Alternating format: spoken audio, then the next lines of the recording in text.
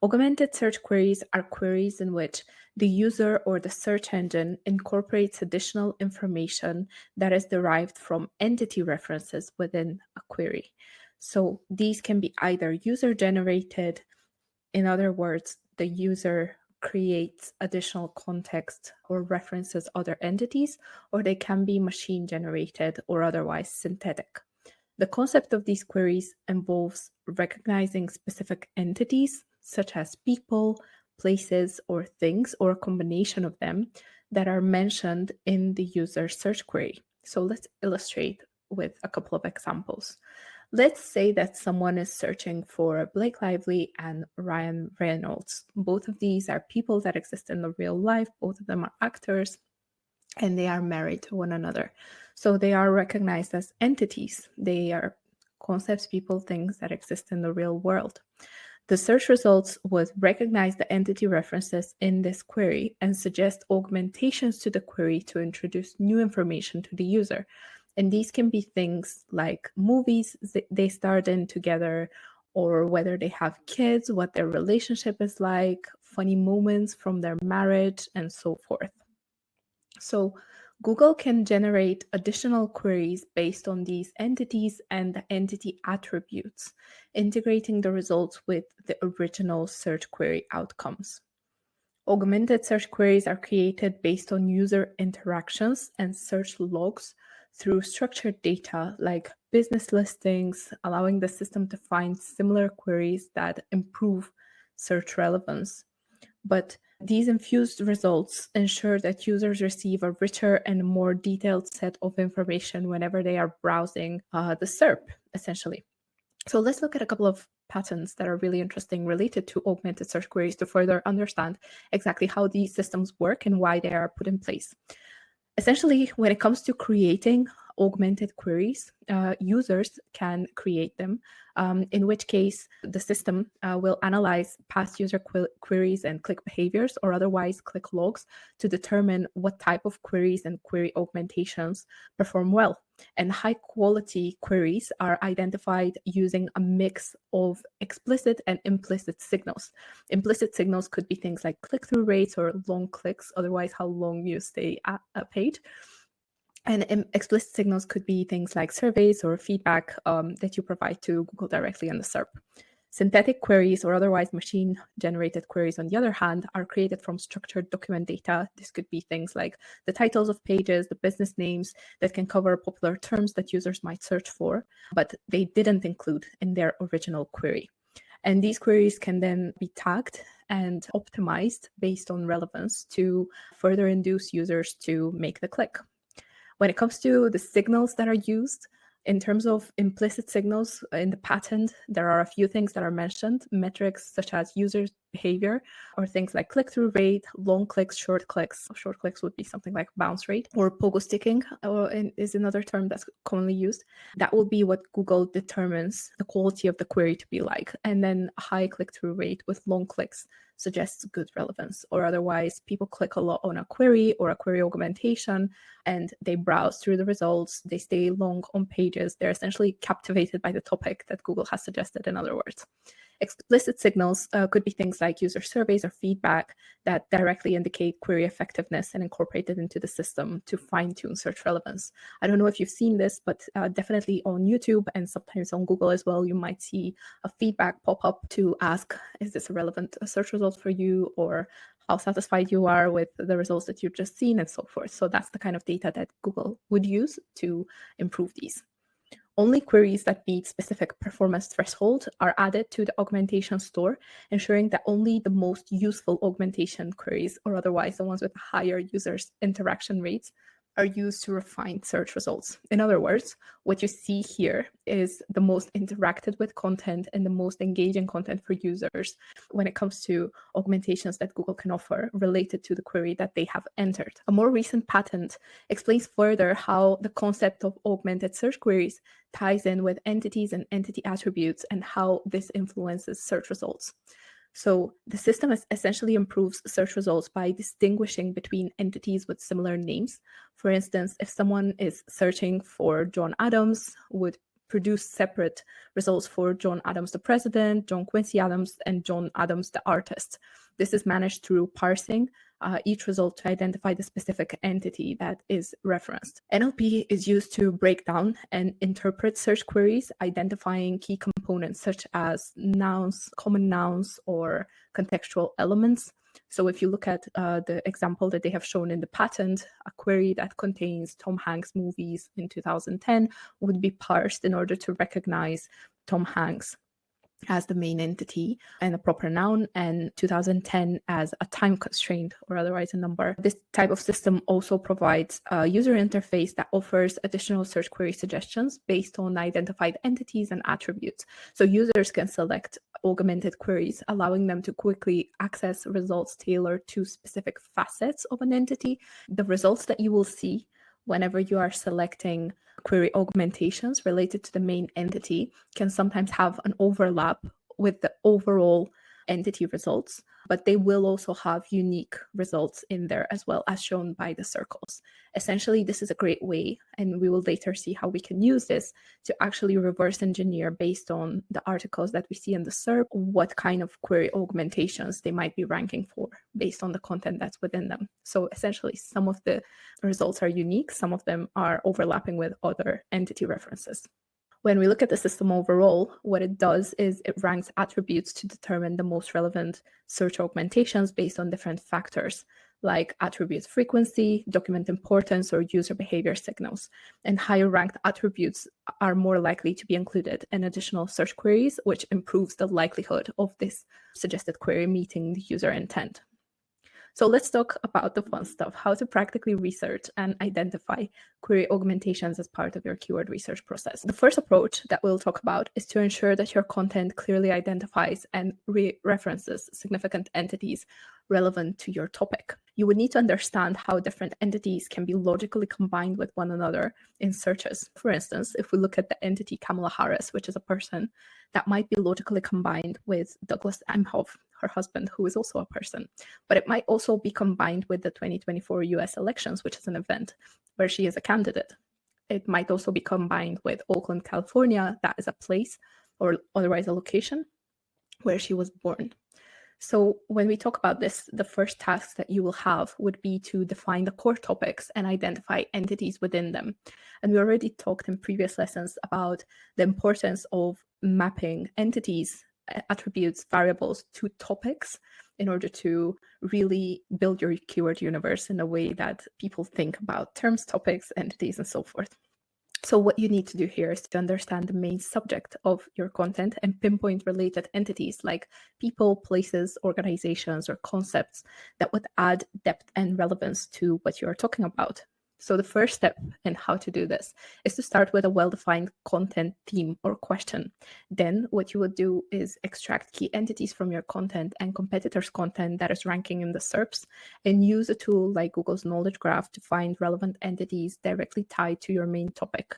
Then you would look at SERP features for common associations between those entities. And you would also look at SERP suggestions for augmented queries. Another thing that you can do would be to organize your entities by proximity and search prominence. Essentially, what you need to do here is to categorize entities by relevance and type. So this could be whether they are people, organizations, technologies, to guide how you'll integrate them into the content. How would we go about doing this? Whenever you start your process, you create a simple list or map connecting entities to specific sections or concepts within your topic. Then you would identify the high priority entities or otherwise entities that are heavily searched for or attract high traffic or interest in competitors or competing platforms. So I'll pause here and I'll give you an explanation of how you might practically go about doing this. In doing entity analysis, in the template that is on MLforSEO, you will see that the template automatically pulls in the type of entity that it is, whether it's people, organization, thing, technology, whatever it is.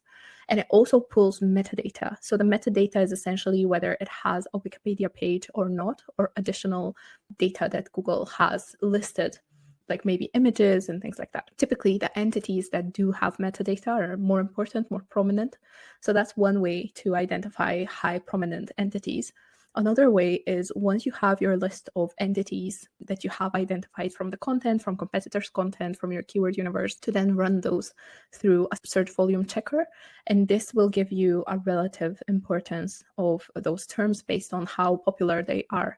You would also ideally like to see whether there are differences in search volume based on the platforms that people are searching for those entities for. And we'll talk about why this is important in just a moment. And after you complete this step, for each of your topics, identify key entities from each subgroup, whether that is people, concepts, places, or organizations. So what are the top people that make up your topic? What are the top concepts? Are there any key organizations, and so forth? And then organize your topic map and content strategy based on this information. The second approach that I would suggest here would be to link pages that mention the same or closely related entities. So we'll start with Screaming Frog, crawling our website, extracting the content, and getting the index report. Then we have our handy template to extract entities using Google's natural language API, and then see if pages mentioning the same entity are already linked somehow. We can identify closely related entities to those that are mentioned using the Knowledge Graph Search API. And as a final step, we will implement new internal links on the website to pages mentioning the same or closely related entities. Because this could be a little bit tedious to do with individual content-based links, as a very quick step, you could instead introduce tags based on important entities for the articles that you have, and then use a content block with posts that are tagged with the same tag whenever those entities are mentioned, which will allow you to actually link several pages at once whenever there is a particular entity that's mentioned within a paragraph within a content. Do the same process with Google Search Console data. What you would do is extract the rank queries from Search Console and identify search queries that reference entities, same process as before. And then you would see if the pages can be linked if they're not already, or if the content can be merged or improved to make the connection between the two pages, to essentially reinforce not only to Google but to users as well that you have additional content that relates to the particular entity, but to another attribute of this entity that exists elsewhere on your site. You can repeat this process with other queries from your keyword universe or terms or entities that you know are important to users from user research. Okay, moving on to the third approach, understand and incorporate thematic searches. So here, our goal is to work backwards from a certain event to map out searches based on what people might need at different points in time. If we take Coachella, for example, someone might make their customer journey by first searching for reviews, and they would stumble on platforms like YouTube or Reddit. Then they would book their tickets and hotel using platforms like Booking.com or Expedia. Then they would search for outfit inspo on Instagram, Pinterest, TikTok. Then they would be shopping. So that's our transactional step here. And then they might be searching for things to do. So they might stumble on platforms like Get Your Guide to find some good deals for related experiences, or TripAdvisor, and also videos on how to fill up their agenda on YouTube or TikTok. And then we have our festival day. So if we look at our entire, customer journey map, and this is extremely simplified, mind you, it's very different from what we would traditionally consider informational, transactional, and so forth. But it is also very different when it comes to the platform that the person might choose in order to make a search. And that's why previously we mentioned it's important whenever you're doing your keyword research and keyword universe to also consider for your most important terms, queries, entities, whether there are any differences between how frequently they are searched on one platform versus how frequently they are searched for in another platform, because search is a lot more integrated nowadays and users jump from one platform to another with different goals, as we can see from the timeline here. If we do take that logic, you can also improve your blog and content category structures, adding pages and sections based on interests or themes, not just product characteristics or keywords. So you might add a section for Coachella Inspo on your e-commerce website, or you might create a playlist with things to do where you partner with influencers that somehow introduce your product to the potential users watching that content. To do this, you have to add a step in your research to identify and tag the searches that are unique, that are happening on different platforms. So essentially, you will go through the same research process, but you will try to identify the search volumes specific to different platforms and also highlight the unique queries that only exist on one platform or the other. If there are some user queries that only happen on TikTok or only happen on YouTube, you would need to tag those so that you don't target those with web content, for instance, and kind of waste your budget. And finally, you would also reverse engineer your SERP analysis for the relationships between query structure, content, and URLs ranked for multiple entity containing searches. So here we might start from SEMrush to identify pages that rank for multiple terms in the same topic. Then what we might do is extract all terms that these pages rank for, identify patterns in the queries, like the entities that are mentioned, related entities, and then using Screaming Frog, we might scrape and analyze their content to understand further their ranked positions, and then identify whether there are SERP features that might be boosting those articles' performance. We can do this by manual research, but also using a tool like Data for SEO. Here we would be searching for augmented search query suggestions. People also search for boxes and all of those types of SERP features that we mentioned that might be indicating that Google is artificially boosting those articles' performance just because they are suggesting query augmentations that are highly relevant to the content. And so these articles appear in multiple queries, like we mentioned from the patent. Let's conclude what we learned. Augmented search queries expand or modify the original user query to improve search accuracy and relevance by including additional terms or entities that are closely related to the initial query. A core component of these queries in search systems today is identifying specific entities like people, places, concepts, things, and so forth in search to ensure results are tailored to the correct context, especially when it comes to terms with multiple meanings or people with similar names. Systems enhance queries by adding attributes related to the identified entities, like adding age, biography for a person, place of birth, and so forth, leading to more refined, relevant search results. And users can also influence query augmentations via their interactions with the search bar, like, for instance, adding a new term to enrich their queries, the clicks they make to suggested augmentations, and how much they interact with the pages that Google has ranked on those query augmentations.